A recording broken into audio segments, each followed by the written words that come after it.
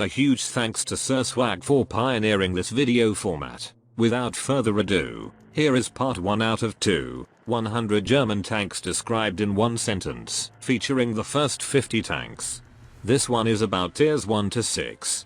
Now, let's roll out. This little guy should be in a farm, not in a battlefield. This tier 2 tank is so heavily outperformed by other tier 2 tanks that it's the only special matchmaking tank in the game you can buy for credits. This tank proves that it takes 2 attempts to get something done right. This little guy wants to be a real Panzer II, not just a cheap knockoff. What if we took a French tank and painted it in a different color? Now it's a proper German tank. The strongest tier 2 tank in the game from its release date up till today. Long live the king. Welcome the current tier 2 meter stat pad is Wet Dream Tank, the first German TD in the game. It sets the theme for the other German TDs pretty well. No armor, but with reliable, good guns. The first German artillery piece you get to play. One shots anything if it hits. If it hits, by far the worst tank in the game. This tier 3 tank is so bad that it regularly gets bullied by tier 2 tanks, and no wonder too.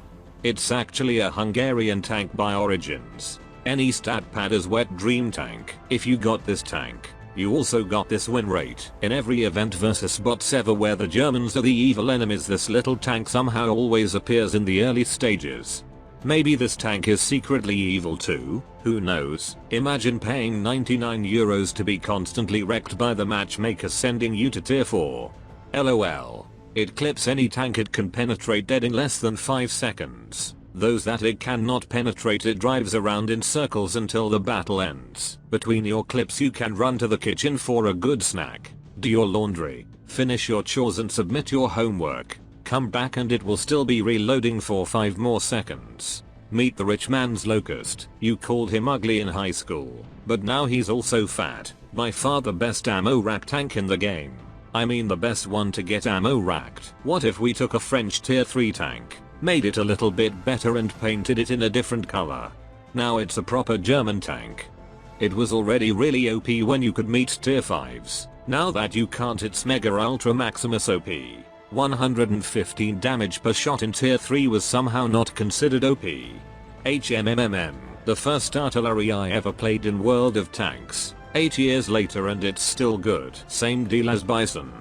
Except it was the second arty I ever played. Oh, and it was actually a hot pile of garbage instead of being good and actually stillies. This tank aged like fine wine. This tank aged like stinking old cheese that should be thrown out in the garbage, not kept in your refrigerator. Despite what the French people think. Historical accuracy. Boy Squad presents. Panzerkampfwagen 3 OSFJ. Wait a minute! Who are you? What if we took a French tier 4 tank, gave it special matchmaking and painted it in a different color? Now it's a proper German tank. The only thing more OP than this tank's matchmaking are the 2 radio operators of any proud Panzer B2 owner. When your mom calls you by your full name. LOL. There's 3 types of people. Those who think this one is utter trash, those who absolutely love it, and those who know this tank has swag in its full name. Let's be honest. This is the most fun and fucking iconic German tank to play in this game. Mom, can we get the Stug please? We have Stug at home, son. The Stug at home. This tank destroyer proves that the Germans were smart enough to put a turret on a TD. But not smart enough to make it fully rotational. Before this tank destroyer was in the game, every nation had an OP tier 4 TD except the Germans. It's funny cause Germany has most TD mains. You can describe this artillery piece the same way you can describe a dwarf. Short range, but it hits hard. This artillery piece proves that the Germans were smart enough to put a turret on an arty, but not smart enough to make it fully rotational. When you hear people talking about the Leopard, they never ever mean this Leopard. This tank is in the same category of iconic as iconic is World of Tanks being a free-to-play game. A vehicle from the Hungarian tank building school that proves they should indeed go back to school. HMMMM. What if we made a tank as close to a square shape as humanly possible? For only a mere 2,500 bonds this week, a version of a Panzer 4H but with special matchmaking can be yours.